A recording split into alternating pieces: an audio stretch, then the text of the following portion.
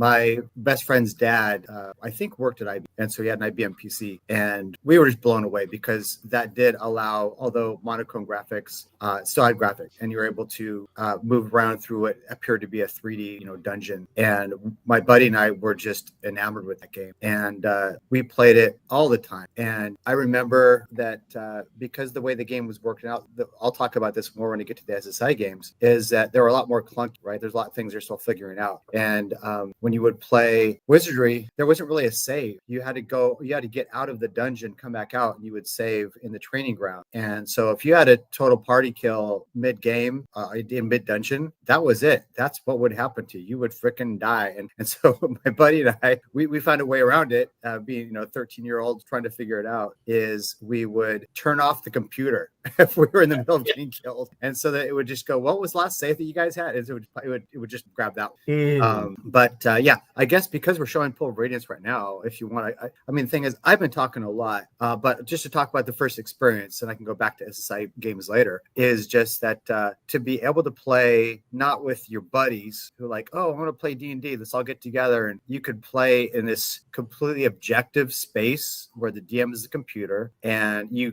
conquer that kind of module, as we would call them back in the day, and you never knew it was around the corner. And it's like, oh wow, I'm fighting this monster now, and I got that magic item now, and I leveled up to this. And one thing I've mentioned is so cool about Wizardry, because Wizardry, by the way, if I didn't really mention, was pretty much D&D. They even had negative armor classes, which are the old school D&D kind of armor classes. But you could upgrade your characters from like fighter to a knight, and I believe a rogue, to ninjas, which is great. And you could be a samurai. So it's like there's like, hey, ninjas are cool. Let's allow people to upgrade to ninjas. But those games were just great. My buddy and I played it all the time. And last bit, so you guys can continue on speaking about it, was I guess, should I just go right to SSI games because you're showing? No, just go for it, Eric. It's so let me, free flow, whatever comes to mind. Let me just do it. I feel like I've talked too much already. No. So okay, so let me get to, because I played a lot of the games in between. But I worked, as I mentioned earlier, I worked in a grocery store for a while, and so I didn't have the funds to get a full computer. And but when I saw my buddy, a different buddy, went over to his house, he had the first Macintosh, and he was playing one of I think it's probably Pool of Radiance from SSI, the strategic simulations. And it was like, wow, it was like color graphics. It was like Wizardry, but plus 100, and it also had authentic D&D rules that were attached to it. And so I figured it out, bought myself a Commodore 64 just so I could play those games. And so bit of history for people that don't know, which is most people probably. The game came out over a period of 3.5 years, I believe. And there was the first one, Pool of Radiance, was I believe up to level 6. And then you would play, you could buy then a year later, Curse of the Azure Bonds. Which you would take those characters, which is groundbreaking at that time, and you can move it over to that new game. And so you transport your characters over. And that was probably to about probably 11th level or something. And then there was Secret of the Silver Blades. This is all one storyline with your character, and finished it with Pool of Darkness, which goes up to about level 20. And so I was working in the grocery store, and what I would do at the time for about 2 years, I was living with my grandparents, and I would wake up in the morning as early as I could wake up, and I would play the heck out of that game right there, Pool of Radiance.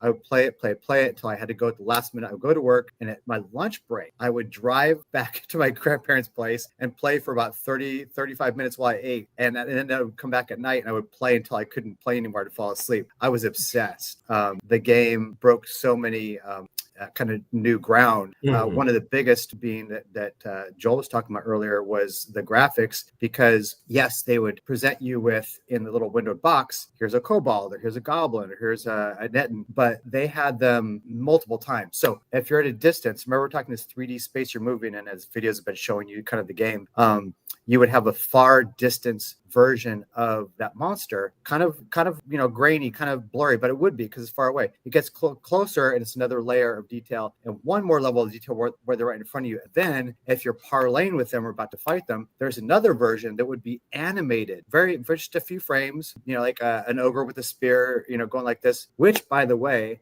because they were so authentic to the TSR rules and the game, they were right out of Monster Manual. The characters, like, that's exactly the picture from the Monster Manual, right? But graphics. And then one more level, when you go and play the game, as also people have been watching the video, is you would have, the tactical combat, which I love, turn-based side view, which I believe was their SSI's engine for, I think it's called Wizard's Crown, which came up first. But that was another level of graphics for these monsters. So they created at least 3 versions, and then one of them they probably degraded the value of the graphics for the distance ones. But man, that's a lot. And it was such a fun game, and you were able to say, hey, I'm fighting trolls, I better hit them with fire, because if you don't know D&D and you're fighting them, they're like, troll gets back up, you're like, what the hell, I just killed that troll. And so you were able to anticipate and use those things. In D&D, trolls regenerate. You cut off the limb, it regenerates. You kill it, it regenerates, it comes back to life. You have to burn it for it to stay down, really. Yeah, and knowing the uses of the spells as well. There was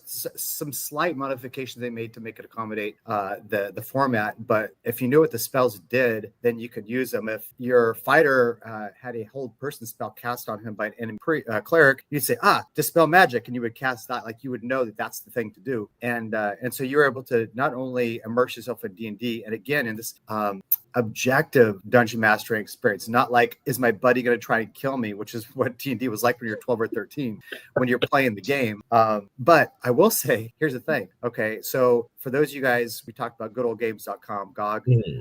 All of these are available on it for a very good price, and the interface is very clunky. It gets better each version, it gets better, but also to the difficulty, like the old D&D games, it can be savage. If you're playing the old Pool of Radiance game, because it's sandbox, you could easily be second level, maybe third. And now I'm getting a bit in the weeds, but if those of you guys that play D&D, and you could find, there's one room where you go in and there's 4 trolls and an ogre, and that's pretty much an impossible task. And so most games, when I play CRPGs these days, I always go Iron Man, right? Which is where if I die, I die, because the stakes are high now. You cannot do that in this game, because it's almost like Dark Souls meets D&D, because you would go, oh man, there's no way I can. And you couldn't just flee, because quite often you had some unconscious party members. And so if you ran off the screen, then those guys are gone forever. So I guess I'm going to go back to save. So the last thing I'll mention, so you guys can go on.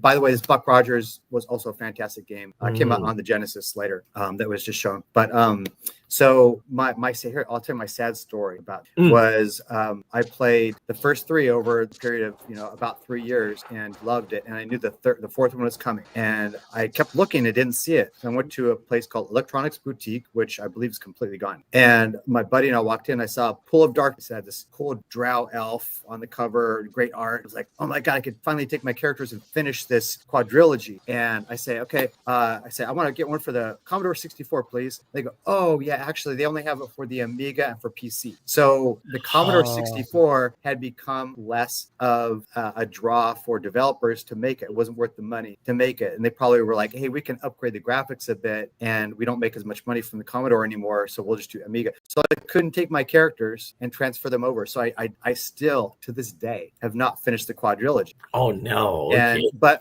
I'm currently playing right now. I just started with, I actually played around with both Curse and Pool, but then I got Pool of Radiance, and it's okay. Now I energized myself with understanding how that game plays by playing the earlier ones, and I've been playing Pool of Darkness finally after 40 something years, and it's a blast. But for old school D&D people, which lasts. Oh, by the way, I met that guy. You did? Very cool. Yeah, the heavy metal gamer. Metal Jesus, yeah. Metal Jesus, yeah. Because I went to the Torg Expo. I was a guest in Ohio a few months ago. But anyway, so that game was groundbreaking for me. The fact that I could still play it 40 years later, not bored. Interface. I mean, Jesus Christ, it is pretty clunky, and you really have to have patience. You have to go in and scroll down to unready your sword and scroll up, and then ready your bow, and then exit back out, and then shoot your bow. Like things were not easy. healing was a slow, tedious effort until some of the later versions. But groundbreaking in what it did, and for its time, it was fantastic. If you look at it now, and if you've never played those games, you'd be like, whatever. But back then it was great. That is my story of the SSI Gold Box games. I can go in more detail, but that's not what the show's about. All right, excellent. So that is the SSI Gold Box series. Very similar experience for me. Part of the experience was actually learning the interface and getting good at it. So scrubs, get good. Anyway, back to you, JDM. Yeah, and looking at that video of the gold box games, that's when the time you have when you buy the game, you get everything. You have the game, you have the manual. It's not the manual that we knew we know today. It has like a novel. It's like a good piece of literature that you can take everywhere and read. Then you have these things that it looks like holy like cow, look at that. You guys are sorry, you guys are fucked. Anyway. Yeah, that's tough battle. So it's like a complete package. You don't need for the same price you have like the deluxe edition already, and those are the floppy disks that you need to insert to your computer to play this to boot up this game. Look at that. It was glorious. Look at all that packed-in stuff: the journals, the hint books, the manuals, the decoder disc, and everything. It was a full-blown experience, and it's not just limited to the game. Everything was tied together. The manual had the lore, the journals had like if you turn to this entry to find out what's happening now. It was great. You don't get that in modern games. Anyway, to add to that, right? So this is the special code disc that's so famous that they used for anti-piracy. In the coolest way, and they've done it with a lot of other games back then, right? But I was going to mention was because that game was so difficult, and it was young enough where I didn't think of it as cheating. Those clue books were gold because you wanted to find every secret door and get every magic item, and so the clue books were thick, like you saw. They were just tossed on that table, but they were great because you had the journal book, you had the main manual, and then you had the purchase the clue book, and the clue books were super useful and great. I remember I would be sitting on the toilet reading it, right? Reading the clue book, right? So it was a good time. I mean, that's all everybody's experience back then. You brought the clue book where you went. You went to the bathroom. You went out while you were working. You were reading it during your break. Before you fell asleep after having a run through a session, you'd read through the book and get a little bit more detail on what you're playing. So it was fun. I think it doubles as a you have this manual, and in case you get grounded, you get failing scores, and then your parents says you're grounded. You don't. You can't play the game. You can play the game. That's when you read the manual because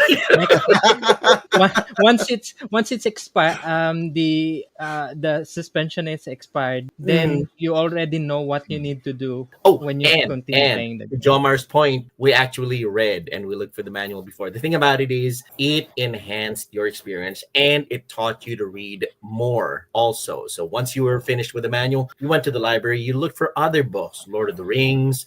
You looked for Curdy and the Goblin. The Goblin and the Princess. Things like that. The Worm Ouroboros, all of that classic literature. You started reading and to get more of an experience of it. It was very educational. It helped enhance people's reading capability as well overall.